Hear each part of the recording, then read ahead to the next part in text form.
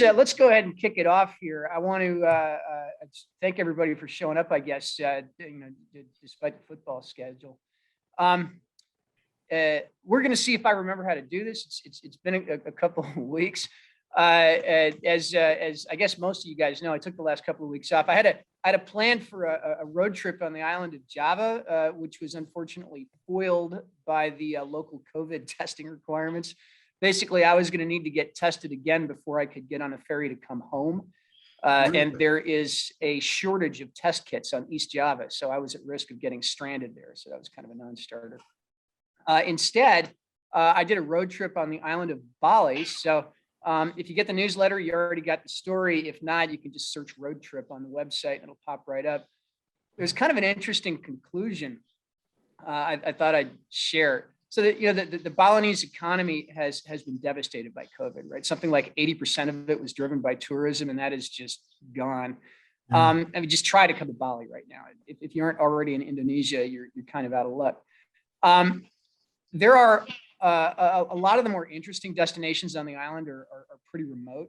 I visited a couple of them on the weekend, and they are way off the road, right? So in each case, some enterprising villagers basically hacked an opportunity out of raw triple canopy jungle.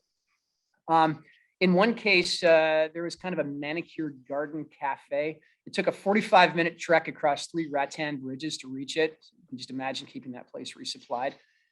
In another case, somebody had cut a sturdy staircase through the jungle down a mountain ravine through over 1,000 feet of vertical elevation, complete with steel railings and power and lampposts. So it was epic.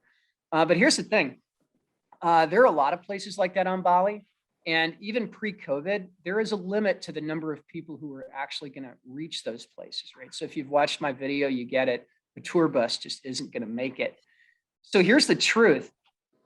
Nobody was ever going to get rich on the Golden Valley Eco Cafe or the epic staircase at Juluk Manis. The numbers never added up. By any rational economic analysis, those things never should have been built, yet they were. And I just like to point out here that for every sober accountant providing adult supervision to an audaciously risky project, there is a wild-eyed dreamer who is driven by a vision and will roll up his sleeves and hack that staircase out of the jungle for free, if necessary, because he just can't abide living in a world where that thing wasn't built. Without adult supervision, most of the dreamers will fail. Lord knows I have. But without the dreamers willing to spend themselves hollow in pursuit of a vision, we're all diminished. So I think that the compulsion to pursue a vision at any cost is a natural resource, as rare and precious as any of these treasures here on Bali. The challenge is in bringing it to market. If you have it, find yourself an adult to supervise you and then get back to work. But if you find it, appreciate it and enjoy the ride.